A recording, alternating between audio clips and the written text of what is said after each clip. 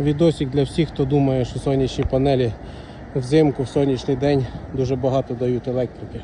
Продавці обіцяють, що день хоч короткий, але сонце ж воно є сонце, і вони все одно будуть щось генерувати. На моє запитання, колись я був їм задавав при покупці, а як же сніг? Вони сказали, що при генерації вони гріються і сніг тане. Да, дійсно, отут почистив, нелегко почистив, свій сніг твердий, воно вже генерує і тане з однієї сторони. З другої сторони не тане. І снігу багато. Я вже забив тут все снігом. Ще один снігопад, куди його дівати, я не знаю. Тут панелів на 60 кВт. І вони отак стоять вже тиждень, і сонце було.